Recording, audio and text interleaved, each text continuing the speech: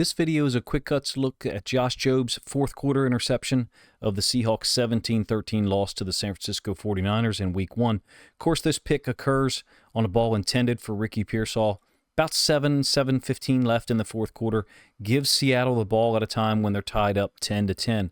The run game actually got some things going, moved the ball down the field, able to convert a field goal, take a 13-10 lead. We all know how it finished up, right? Pearsall and then the third string tight end made some plays against Reek Woolen to finish off the 49ers road victory. We'll get the film started here, and I do spot shadow the first time through here.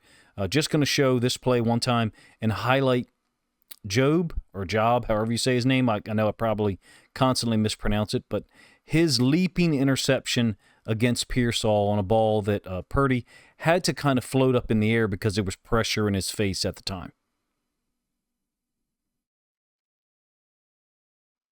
We'll study this up a little bit more. The same play, like I said, Jobe is down here on the bottom side defending Pearsall, who looked really quick and athletic in this game as an aside.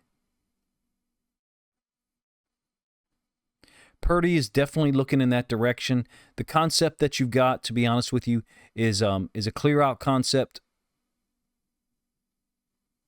here by the number one receiver from the other side, and then Pearsall bringing his route over the top. Really cool design, though, if you ask me, from the standpoint of what else is attached to this. So what I mean is, Pearsall is running on top of, it's a deep over concept, I call it over Yankee, people have different names for it. He's running over the top of this one-man screen that's attached to the play concept. So really a full half-field read, if you ask me, and that's got the attached one-man screen on top of it with a fullback / tight end type out in front.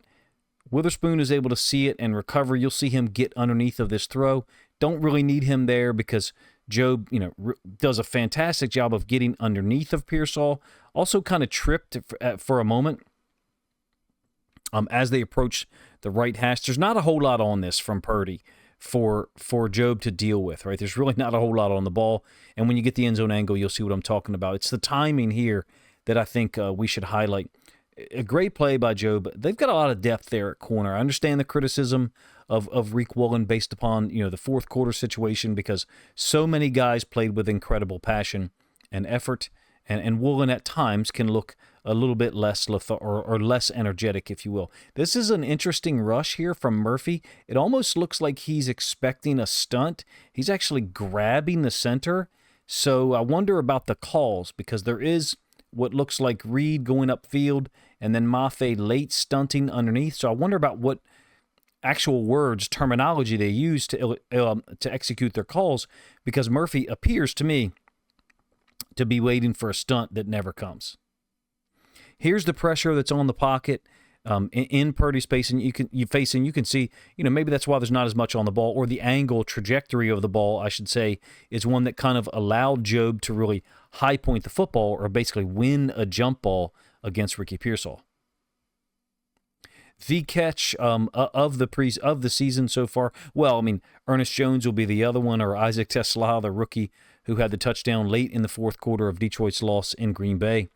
High pointing the football, tremendous athleticism for Jobe, who I had seen play in less complimentary fashion last season at times, but I thought he sharpened some things up later in the year.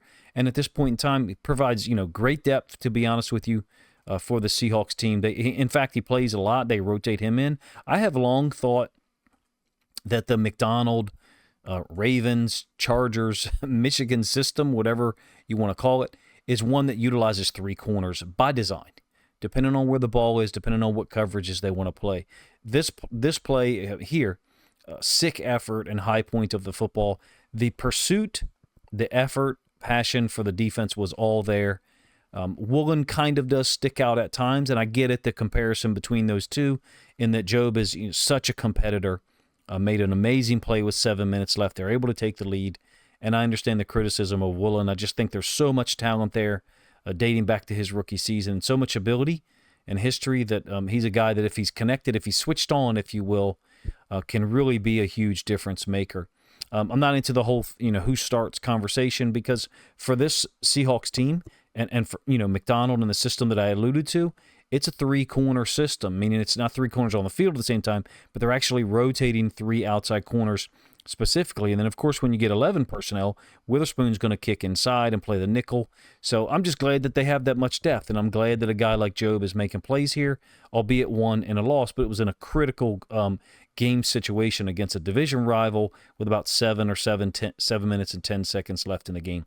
Quick Cuts is a format where I try to put out videos in 2 to 3 minutes. This one went on, quite longer than that, 5.5. If you have any ideas for plays that I could utilize for this week in a one-play segment, feel free to let me know in the comment section or in the future. Appreciate you guys' time.